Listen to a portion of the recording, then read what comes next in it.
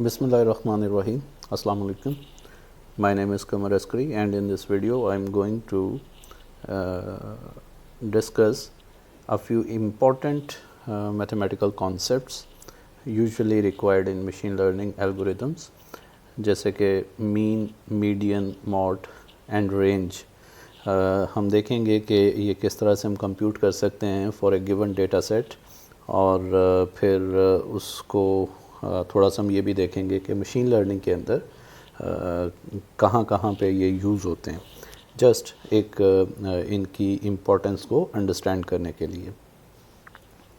Okay जी, सबसे पहले हम बात करते हैं mean. What is mean? Mean को हम एवरेज भी कहते हैं कि हमारे पास अगर कुछ मल्टीपल कह लें कि ऑब्जर्वेशंस किसी एक एक्सपेरिमेंट से रिलेटेड गिवन हैं, तो हम उनकी एक एवरेज वैल्यू अगर निकालना चाहते हैं तो हम सबको जमा करके टोटल नंबर ऑफ़ ऑब्जर्वेशंस के साथ उसे डिवाइड कर देते हैं. फॉर एग्ज़ाम्पल आप यहाँ पे एक डेटा सेट देख सकते हैं जी, जिसमें हमारे पास एक कार की स्पीड को डिफरेंट टाइम्स के ऊपर हमने सपोज़ ऑब्ज़र्व किया या नोट किया. जैसे कि 10 बजे पहले हमने देखा तो गाड़ी की स्पीड 80 किलोमीटर पर आवर थी. फिर हमने 15 मिनट के बाद एक और ऑब्ज़र्वेशन ली तो पता चला उस वक्त उसकी स्पीड 90 किलोमीटर पर आवर थी. फिर उसके बाद अब 10:25 पे आफ्टर 10 मिनट्स एक और ऑब्ज़र्वेशन ली. तो ये जब तक वो गाड़ी चलती रही डिफरेंट टाइम्स पे 10-10, 15-15 मिनट के फ़र्क से उसकी रीडिंग्स को नोट किया गया, स्पीड को नोट किया गया, और उससे हमने सपोज़ ये टोटल 7 एंट्रीज़ पर मुश्तमिल ये एक सिंपल सा डेटा सेट कंस्ट्रक्ट कर लिया. तो अगर हमें रिक्वायर्ड है या हम ये चाहते हैं कि हम ये मालूम करें कि एवरेज स्पीड क्या रही उस गाड़ी की पूरे जर्नी में, तो उसके लिए ये फार्मूला हमारे पास गिवन है, जिस फार्मूला के अंदर हम क्या करते हैं कि हम तमाम ऑब्ज़र्वेशंस को सम कर देते हैं. ठीक है जी. एक्स आई एक पर्टिकुलर ith ऑब्ज़र्वेशन में जो भी वैल्यू हमारे पास आई, और फॉर ऑल एक्स आइज़ हम उनको जमा करके टोटल नंबर ऑफ़ ऑब्ज़र्वेशंस के साथ डिवाइड कर देते हैं. जैसे कि नीचे आप यहाँ पे देख भी सकते हैं कि हमने सारी ऑब्ज़र्वेशंस या जो भी हमने रीडिंग्स नोट की, 7 रीडिंग्स थी डिफरेंट टाइम्स पे, तो उन सबको जमा किया और फिर हमने क्या किया, उसको 7 से डिवाइड कर दिया. तो लिहाजा हमारे पास जो एक एवरेज स्पीड जो है वो कंप्यूट होके आ गई, जिसे हम कहते हैं 76.43 पर kilometre per hour in this case. तो ये एक हम कह सकते हैं कि हमारे पास तरीका है एवरेज या मीन को कैलकुलेट करने का, जो कि बड़ा कॉमन है और आप इसे ऑलरेडी मैथमेटिक्स में कई जगहों पे कंप्यूट कर चुके हुए हैं. अब इम्पॉर्टेंट थोड़ा सा ये है कि हम ये देखें कि एवरेज का हमें या मीन की हमें ज़रूरत मशीन लर्निंग में कहाँ पड़ती है. तो बेशुमार हैं जी जगहें जहाँ पे हमें इसकी ज़रूरत पड़ती है. काफ़ी सारे एल्गोरिदम्स में हमें मीन कंप्यूट करना पड़ता है. एक बड़ी सिंपल सी एग्ज़ाम्पल इसकी जो है वो ये हो सकती है कि फ़र्ज़ करें कि आपने अपने एक लर्निंग एल्गोरिदम की एक्यूरेसी रिपोर्ट करनी है, चाहे वो आर्टिफिशियल न्यूरल नेटवर्क है, चाहे वो कोई और लॉजिस्टिक रिग्रेशन है, और आप ये चाहते हैं कि जी आप उसकी एक्यूरेसी रिपोर्ट करें. आप ये रिपोर्ट करें कि वो जो क्लासीफायर है उसने कितना अच्छे क्लासिफिकेशन रेट के साथ आपके डेटा को क्लासीफाई किया है, तो उसकी एक्यूरेसी जो है वो हम रिपोर्ट करना चाह रहे हैं. तो यूजुअली हम ऐसा नहीं करते कि हम एक बार रन करें अपने एल्गोरिदम को और जो एक्यूरेसी आ जाए उसे रिपोर्ट कर दें, क्योंकि ये जो एल्गोरिदम्स हैं ये यूजुअली रैंडम कह लें कि एक पॉइंट से रैंडमली इनिशियलाइज्ड होते हैं, एक रैंडम पॉइंट से स्टार्ट होते हैं. तो ज़रूरी नहीं है कि हर दफ़ा ये हमें एक जैसा ही रिज़ल्ट दें. हम इनको इनिशियल जो पैरामीटर्स को वैल्यूज़ हैं वो रैंडमली असाइन करते हैं. तो बाज़-औक़ात ऐसा होता है कि ये बड़े अच्छे रिज़ल्ट दे देते हैं, और बाज़-औक़ात किसी लोकल ऑप्टिमम या कोई ऐसे सिचुएशन में फंस जाने की वजह से जहाँ से ये एल्गोरिदम वो निकल ना सके, तो बाज़-औक़ात उसके रिज़ल्ट्स ख़राब भी आ रहे होते हैं.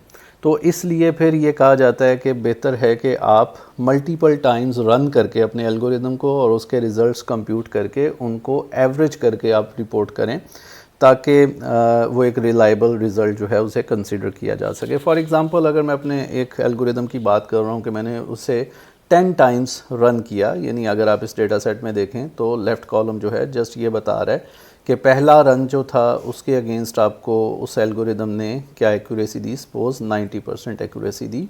फिर मैंने दूसरी बार जब उस एल्गोरिदम को रन किया तो उसने मुझे 92% एक्यूरेसी दी। तीसरी बार जब उस एल्गोरिदम को रन किया गया तो उसने 90% एक्यूरेसी दी। तो इस तरह 10 टाइम्स उस एल्गोरिदम को रन किया गया। अगर उस एल्गोरिदम के अंदर ये कैपेबिलिटी है कि वो एक अच्छे तरीके से एक्सप्लोर कर सकता है उस स्पेस को जहाँ से उसने सॉल्यूशन ढूंढना है या किसी जगह पे उसने पहुँचना है, तो वो हर दफ़ा फिर उसी पॉइंट पर जाके टर्मिनेट होना चाहिए उसे। तो बहरहाल इस एल्गोरिदम ने या उस एल्गोरिदम ने इन 10 रन्स डिफरेंट एक्यूरेसीज़ रिपोर्ट की। तो फिर आखिर में जाके हमने उन 10 एक्यूरेसीज़ को जमा करके टोटल नंबर ऑफ़ रन्स के साथ डिवाइड किया, तो हमारे पास एक एवरेज एक्यूरेसी आ गई। तो हम इसे कहेंगे कि ये एक मीन एक्यूरेसी है या मीन ऑफ एक्यूरेसी है, जो एक रिलायबल रिज़ल्ट होगा जिस पर हम ट्रस्ट कर सकते हैं, या हम कह सकते हैं कि हमारा जो एल्गोरिदम है वो इन एनी सिचुएशन इस हद तक एक्यूरेट है। तो इस वजह से हम यूजुअली मीन को इस मकसद के लिए भी इस्तेमाल करते हैं। इसकी एक और एग्ज़ाम्पल आप यहाँ पे देख सकते हैं। एक बड़ा वेल नोन क्लस्टरिंग एल्गोरिदम है जिसे हम के मीन्स एल्गोरिदम कहते हैं, उसका नाम ही मीन से बना हुआ है। तो उसमें भी हमें क्या करना पड़ता है कि हमें अपने गिवन डेटा सेट में से मुख्तलिफ डेटा पॉइंट्स का एवरेज पॉइंट निकालना होता है, मीन निकालना होता है। फॉर एग्ज़ाम्पल, अगर मेरा डेटा सेट जो है वो 2 डायमेंशंस पर मुश्तमिल है, एक डायमेंशन को मैं कह देता हूँ कि वो x1 है और दूसरे डायमेंशन को मैं कह देता हूँ कि वो x2 है। तो इस डेटा सेट को आप देख भी सकते हैं कि यहाँ पे प्लॉट भी किया गया है और साथ ही साथ उसकी जो वैल्यूज़ हैं डेटा पॉइंट्स की वो भी दिखाई गई हैं। फॉर एग्ज़ाम्पल, जो पहला एक पॉइंट है वो उसमें x1 की वैल्यू 10 है और x2 की वैल्यू जो है वो 4 है। यानी ये कौन सा पॉइंट है, यहाँ पे x जो 1 है वो 10 पर जा रहा है और यहाँ से जो हमारे पास x2 है वो आप देख सकते हैं कहाँ आ रहा है। ठीक है ना जी। तो ये वो पॉइंट है जिसको हम ऑब्जर्वेशन नंबर अब 1 कह रहे हैं अपने डेटा सेट में। तो सिमिलरली बाकी सारे के सारे पॉइंट्स को अगर आप इस डेटा सेट जो टेबुलर फॉर्म में गिवन है इसके साथ मैच करेंगे तो ये इसी डेटा सेट को प्लॉट किया गया। तो अगर मैं चाहता हूँ कि मुझे ये इस ग्राफिकली अगर इस स्पेस में, इस सर्च स्पेस में या इस सॉल्यूशन स्पेस में मैं अगर अपने इन डेटा पॉइंट्स को जो कि मुझे यहाँ पे स्टार्स की शक्ल में प्लॉटेड नज़र आ रहे हैं, इनका एवरेज निकालना चाहूँ, मीन निकालना चाहूँ, जो कि हमें रिक्वायर्ड होता है के मीन्स एल्गोरिदम में, तो वो हम कैसे निकाल सकते हैं। तो उसका आसान सा तरीका ये है कि सारे x1 कॉलम के अंदर ये जो सारे एलिमेंट्स हैं इनको आप जमा करें और टोटल नंबर ऑफ़ एलिमेंट से डिवाइड कर दें, तो इसकी एवरेज आ जाएगी। और फिर इसी तरह से सेपरेटली x2 के सारे एलिमेंट्स को आप जमा करें और टोटल नंबर ऑफ़ एलिमेंट्स के साथ डिवाइड कर दें, तो आपके पास एवरेज ऑफ x2 आ जाएगा। जैसे कि आप यहाँ पे देख सकते हैं कि the average of x1 is 5.6 and average of x2 is 4.8। ठीक है, इसको मैंने एक वेक्टर की शक्ल में लिख दिया है। ठीक है, और यहाँ पे जो ये t है, t is actually for transpose, जो ये शो कर रहा है कि ये रो वेक्टर है। ठीक है, बहरहाल ये एक सेपरेट डिस्कशन है। आप ये समझ सकते हैं कि the average of first feature और x1 is 5.6 and average of second feature that is x2, उसकी जो एवरेज है वो 4.8 है। तो अगर 5.6 और 4.8 को मिलाया जाए, 5.6 अप्रॉक्सीमेटली यहाँ पे आ रहा है, ये इस जगह पे आ रहा है जी, और 4.8 जो है वो शायद कहीं यहाँ पे आ रहा होगा इस जगह पे। तो अगर मैं इन दोनों पॉइंट्स को मिलाऊं तो आप यहाँ पे देख सकते हैं कि ये मैंने एक डायमंड साइन से इसको डिनोट किया है अभी यहाँ पे, जो हमें ये बता रहा है कि इस डेटा सेट की एवरेज कहाँ प्लॉट हो रही है। ठीक है जी। तो अब आप वैसे भी बाई ऑब्जर्वेशन भी आप इसको अंडरस्टैंड कर सकते हैं कि जिस तरह से पॉइंट्स स्कैटर्ड हैं तो इनका सेंटर अगर हमें निकालना है तो वो एवरेज या मीन लेकर निकाला जा सकता है। तो बेसिकली ये जो यहाँ पे इस वक्त इस स्पेस में डेटा पॉइंट्स प्लॉटेड नज़र आ रहे हैं, ये उनका सेंटर है। तो हमें के मीन्स एल्गोरिदम में भी एवरेज कंप्यूट करनी पड़ती है। तो अगर हमारे पास मल्टी डायमेंशनल डेटा हो तो हम हर डायमेंशन यानी मल्टीपल डायमेंशन से मुराद मल्टीपल फीचर्स हों, तो हर फीचर का अलग अलग आप मीन कंप्यूट कर लें तो आपके पास रिजल्टेंट आपके पास एक वेक्टर आ जाएगा उतने ही डायमेंशंस का जो एक्चुअली उस डेटा का मीन होगा। तो यूँ हम मीन कंप्यूट करते हैं इन के मीन्स एल्गोरिदम, जहाँ पे हमें अगेन ये हेल्प करता है। इसके अलावा कई और जगह हैं जहाँ पे हमें मीन कंप्यूट करना पड़ता है। फॉर एग्ज़ाम्पल अगर मैं बात करूँ डायमेंशनैलिटी रिडक्शन में प्रिंसिपल कंपोनेंट एनालिसिस एल्गोरिदम की, वहाँ पे या जहाँ हमें वेरिएंस वगैरह कोवेरिएंस निकालनी होती है, तो एनोमली डिटेक्शन और इस तरह के कई ऐसे एल्गोरिदम्स हैं जहाँ पे हमें मीन कंप्यूट करना पड़ता है। ओके, अब जो सेकंड इम्पॉर्टेंट एक मैथमेटिकल कॉन्सेप्ट है या एक कंस्ट्रक्ट है जिसे हम यूज़ करते हैं usually in machine learning, that is called median. तो मैं वही एग्जांपल ले रहा हूँ कार स्पीड की ऑब्जर्वेशंस की। तो मीडियन क्या है? मीडियन ये है कि आप अपनी ऑब्जर्वेशंस को सॉर्ट कर दें, ठीक है जी, लोएस्ट टू हाईएस्ट ऑर्डर में सॉर्ट करके लिख दें, और जो मिडल एलिमेंट है उसको हम कहेंगे this is median of that data, ठीक है जी। फॉर एग्ज़ाम्पल अगर मैं ये सारी जो स्पीड्स हैं इनको सॉर्ट करके लिखूं कि सबसे कम वाली स्पीड पहले लिख दूं, फिर उससे ज़्यादा वाली स्पीड, फिर उससे ज़्यादा वाली स्पीड, फिर उससे ज़्यादा वाली, और इसी तरह से मैक्सिमम स्पीड सबसे आखिर में आए, तो इनका जो मिडल है जो कि हमारे पास 80 आ रहा है, तो बेसिकली ये मीडियन ऑफ दिस डेटा है, ठीक है जी। तो इसमें आगे दो बातें हैं कि अगर आपके पास तो ऑड लेंथ है, तो ज़ाहिर यानी total number of observations odd हैं, तो फिर एक सेंटर ज़ाहिर बात है होगा, जैसे कि यहाँ पे 7 एलिमेंट्स हैं तो fourth one is the centre point, तो वो उसे आप रिपोर्ट कर सकते हैं, यानी कि ये वाला जो फॉर्मूला है, ठीक है, कि अगर आपके पास 7 ऑब्जर्वेशन है तो 7 जमा 1 8, और 8 को 2 से डिवाइड किया, दी आंसर इज़ 4। तो fourth observation in case of odd number of terms आपके पास जो है फोर्थ ऑब्जर्वेशन जो है वो मीडियन है उस डेटा की। दूसरा ये है कि अगर टोटल लेंथ आपके पास इवन है तो फिर इन दैट केस आप क्या करेंगे कि एक ये वाली टर्म और एक आप ले लें इससे पिछली टर्म, यानी कि एक n/2। सपोज़ अगर मेरे पास 8 एलिमेंट्स हैं तो n/2 यानी मेरे पास अगर टोटल 8 हैं तो उसे मैं 2 से डिवाइड करूँगा, तो ये कौन सी टर्म बनेगी? ये फोर्थ टर्म बनेगी।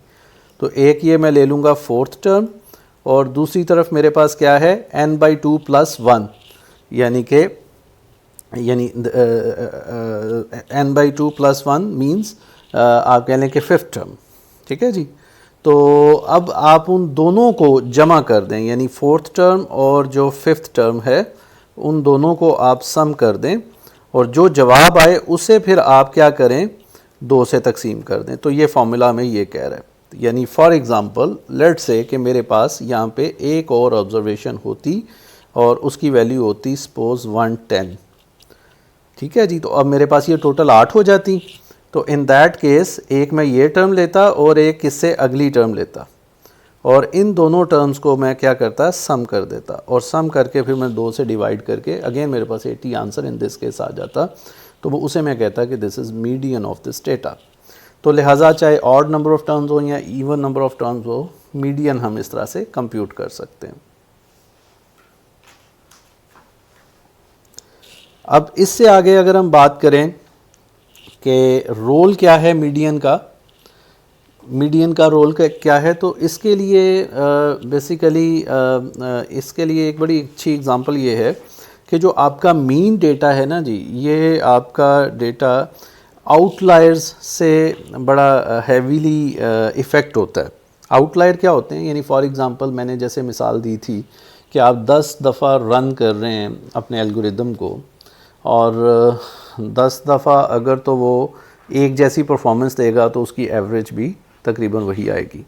लेकिन अगर उन 10 में से 9 मरतबा वो एक जैसी परफॉर्मेंस दे, लेकिन एक बार वो बुरा परफॉर्म कर जाए किसी वजह से, किसी आउटलायर की वजह से, या किसी समझ लें कि एक टर्म होती है लोकल ऑप्टिमम, उसमें स्टक हो जाने की वजह से अगर वो ऑप्टिमाइज़ कर रहा है किसी चीज़ को, तो उसका ओवरऑल एवरेज ख़राब हो जाएगी। यानी फॉर एग्ज़ाम्पल अगर मैं इस डेटा को देखूं, ये अगेन तो 90, 92, 90, 92 ये इस रेंज में एक्यूरेसीज दे रहा है। माँ सिवाय इन दो केसेस में जिनके अंदर इसने सॉरी जस्ट अ सेकेंड, माँ सिवाय इन दो केसेस में जिसके अंदर इसने एक दफ़ा 50 और एक दफ़ा इसने 60% एक्यूरेसी रिपोर्ट की है, और वो किसी वजह से उस जो कि मैंने अभी टर्म बताई कि यूजुअली लोकल ऑप्टिमम में स्ट्रक हो जाने की वजह से भी ऐसा हो सकता है। तो बहरहाल अगर वो कंसिस्टेंट नहीं रहा एक दफ़ा या दो दफ़ा, तो जब आप इसकी एवरेज निकालेंगे, मीन निकालेंगे, तो वो आप देख सकते हैं कि मीन हमारे पास क्या आ रहा है 83.4%, जबकि 80% उसकी परफॉर्मेंस बड़ी कंसिस्टेंट थी। सिर्फ 2 मरतबा 10 में से उसकी परफॉर्मेंस थोड़ी सी ख़राब हुई, तो ओवरऑल एवरेज जो है उसकी इफ़ेक्ट हो गई। लेकिन अगर हम इसको अगर हम इसको मीडियन निकालें, तो मीडियन ये कहता है कि आप इन सबको तरतीब दे दें, और तरतीब देने के बाद अब आप इनका मीडियन कंप्यूट कर लें। तो मीडियन कंप्यूट करने के लिए चूंकि टोटल नंबर ऑफ़ एलिमेंट्स 10 हैं, जो कि एक इवन तादाद है, तो फिर इन दैट केस ये क्या करेगा, 5th और 6th एंट्रीज़ को लेके उनकी एवरेज निकाल लेगा, जो हमारे पास अगेन 90 आ रही है।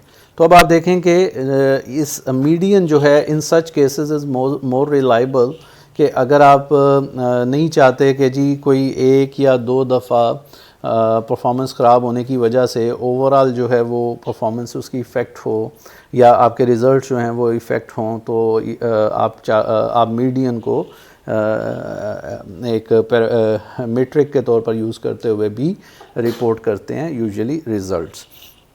तो ये एक रोल है मीडियन का। इसके अलावा जैसे मैंने आउटलायर्स की बात की कि the advantage of the median over the mean is that median is less susceptible to outliers. तो ये बेसिकली इसी से आप रिलेट कर सकते हैं इस चीज़ को। Okay, what is mode? The mode value is the value that appears the most number of times. अब ये एक उससे भी डिफरेंट कह लें कि मेट्रिक है, जो ये कहता है कि जो आपके पास मल्टीपल ऑब्जर्वेशंस आई डिफरेंट टाइम्स पर जो आपने ली, तो उनमें से जो ऑब्जर्वेशन ज़्यादा मरतबा रिपीट हो रही है, that is the mode of the data. यानी अगर मैं इसी डेटा को देखूं, कार स्पीड जो एक्यूरेसी कार स्पीड्स जो हमने नोट की डिफरेंट टाइम्स पे, तो उनमें 80 किलोमीटर्स पर आवर वाली जो स्पीड है, ये दो दफ़ा हमने दो डिफरेंट टाइम्स पर नोट की तो हमारे पास आई, बाकी सब एक एक दफ़ा एंट्रीज़ आ रही हैं। तो लिहाजा इस डेटा का जो मोड है वो 80 है, क्योंकि ये कह लें कि मोर फ्रीक्वेंट है as compare to the others. तो ये आप कह सकते हैं कि मोड हम इस तरह से कंप्यूट करते हैं। अब रोल क्या है मोड का तो इसकी एक एग्जांपल नीचे गिवन है कि फ़र्ज़ करें एक शॉपकीपर है और वो ये मेंटेन कर रहा है रिकॉर्ड कि उसके पास जो फ़र्ज़ कर लें कि उसकी शॉप में वो सॉक्स बेच रहा है जिसके के मल्टीपल साइजेस हैं, suppose medium, small, large, extra large, इस तरह से डिविजन्स हैं उसकी, और वो ये नोट करना चाह रहा है या इस चीज़ को रिकॉर्ड करना चाह रहा है कि कौन सी आइटम्स जो हैं वो उसको कह लें कि अपना स्टॉक मेंटेन करने के लिए ज़्यादा ख़रीदनी है और कौन सी कम ख़रीदनी है। तो उसके लिए फिर उसे हो सकता है कि मोड कंप्यूट करना पड़े या मोड रिक्वायर्ड हो अपने डेटा का इस साइज़ कैटेगरी की बुनियाद पे कि फ़र्ज़ करें उसने 100 पेयर्स सेल किए ऑफ सॉक्स, और उसमें से हर एक के आगे एक कैटेगरी में लिखा हुआ है कि ये स्मॉल था या लार्ज था या मीडियम था या ये पेयर जो है ये एक्स्ट्रा लार्ज था या जो भी उसकी डिविजन्स हैं। और उसने मोड जब कंप्यूट किया तो उसमें पता चला कि सबसे ज़्यादा मोड जो है वो स्मॉल आ रहा है, तो इट मीन्स सबसे ज़्यादा पेयर्स जो हैं वो स्मॉल साइज़ के बिक रहे हैं, तो उसको स्मॉल साइज़ को ज़्यादा बाय करना पड़ेगा टू मेंटेन इट्स कह लें कि जो भी उसकी इन्वेंट्री है या जो भी स्टॉक है, टू मेंटेन इट्स स्टॉक उसको ज़्यादा स्मॉल पीसेस जो हैं वो ख़रीदने चाहिए as compare to the other sizes.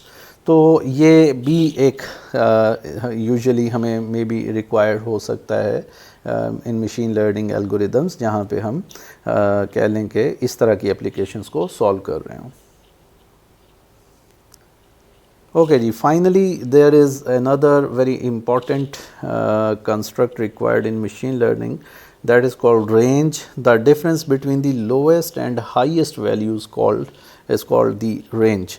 यानी फॉर एग्ज़ाम्पल अगर मैं इसी गाड़ी की स्पीड वाली एग्ज़ाम्पल को लूँ, तो अगर इसमें पूछा जाए कि रेंज क्या है, तो वो कम से कम स्पीड जो रिकॉर्ड की गई और जो ज़्यादा से ज़्यादा स्पीड रिकॉर्ड की गई, दोनों का जो डिफरेंस है, यानी मैक्सिमम स्पीड माइनस दी मिनिमम स्पीड, वो एक्चुअली रेंज होगी. जैसे कि in this data 100 is the maximum speed and 50 is the minimum speed. तो इन दोनों का जो डिफरेंस है उसे हम कह देते हैं रेंज.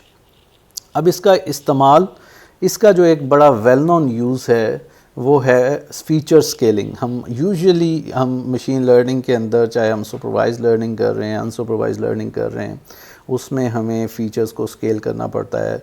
अपने जो इनपुट कॉलम्स में पड़ा हुआ डेटा है और जो आउटपुट कॉलम्स में जो पड़ा हुआ डेटा है उसको हम स्केल करते हैं. फ़र्ज़ करें कि अगर उसकी रेंज जो है वो 100 to 200 है, लेकिन हम उसे 0 से 1 की रेंज में लेके आना चाह रहे हैं, तो उसके लिए हम फ़ीचर्स को स्केल करते हैं. या 1 से -1 की रेंज में लेके जाना चाह रहे हैं तो हम उसे स्केल करते हैं. डिफरेंट हमारे पास स्केलिंग टेक्निक्स मौजूद हैं, जिनमें से एक का फॉर्मूला यहाँ पे गिवन है कि अगर आपने किसी भी xi वैल्यू को स्केल करना है, किसी फ़ीचर की xi ऑब्जर्वेशन को स्केल करना है, तो उस फ़ीचर की मिनिमम वैल्यू को उसमें से माइनस करके रेंज से डिवाइड कर दें. रेंज से डिवाइड करने से क्या मुराद है कि उस फीचर की मैक्सिमम वैल्यू माइनस उसकी मिनिमम वैल्यू के साथ जब आप उसे डिवाइड करेंगे तो आपके पास उस xi की न्यू वैल्यू कंप्यूट होके आ जाएगी. इसको मैंने डेमोन्स्ट्रेट करने के लिए राइट साइड पर एक सिंपल सी एग्जांपल जो ऊपर हम ले रहे हैं पीछे से, पिछली स्लाइड से हम जो एग्जांपल लेके चलते आ रहे हैं उसी को ही मैंने यहाँ पे आगे सॉल्व किया है. कि फॉर एग्ज़ाम्पल अगर मैं इस कॉलम को देखूँ तो इस कॉलम में मिनिमम स्पीड जो अटेन हुई वो थी 50 और मैक्सिमम स्पीड जो अटेन हुई वो थी 100. तो रेंज तो हो जाएगी 100 - 50, यानी 50 हमारे पास रेंज आ जाएगी. तो हम हर एंट्री में 50 से डिवाइड कर रहे हैं, 100 - 50 से डिवाइड कर रहे हैं, ये आप देख सकते हैं. ठीक है जी. और जिस भी पर्टिकुलर वैल्यू को हमने स्केल करना है, सपोज 80 को हमने स्केल करना है, तो उसमें से हम क्या माइनस कर रहे हैं, मिनिमम. हम फार्मूला में देखें तो मिनिमम माइनस कर रहे हैं. तो मिनिमम इज़ 50, तो 80 - 50 divided by the range, the answer is 0.6. दूसरी एंट्री हमारे पास क्या है, 90, तो 90 - 50 divided by the range, the answer is 0.8. तीसरी एंट्री क्या है, 75 - 50 divided by the range and the answer is 0.5. जब 100 हमारे पास यहाँ पे एंट्री है तो 100 - 50 divided by the range, the answer is 1.0, यानी मैक्सिमम स्पीड पर आंसर आएगा 1. और इसी तरह से सारे कंप्यूट करते रहें. जो आखिरी आपके पास स्पीड है वो एंट्री जो है वो है 50, तो 50 - 50 divided by the range, the answer is 0. तो जो मिनिमम स्पीड होगी उस पर आंसर आएगा 0. और दरमियान में फिर आपके पास जितनी भी डिफरेंट स्पीड्स आ रही होंगी उनके लिए आपके पास जो आंसर है वो 0 से 1 की रेंज में वेरी करेगा. तो लिहाजा रेंज भी हमें रिक्वायर्ड होती है in different machine learning algorithms, जहाँ पे हम या डिफरेंट मशीन लर्निंग टेक्निक्स, जैसे कि फ़ीचर स्केलिंग की हम बात कर रहे हैं, जहाँ पे हम अपने डेटा को एक ही एग्ज़ाम्पल है रेंज के यूज़ की, जहाँ हम अपने डेटा को कह लें कि उसकी जो रेंज है उसको हम स्केल डाउन कर सकते हैं या स्केल अप कर सकते हैं अपनी ज़रूरत के मुताबिक. तो यहाँ हम अपना लेक्चर जो है इसे ख़त्म करते हैं जी. Thank you very much. Take care. अल्लाह हाफ़िज़.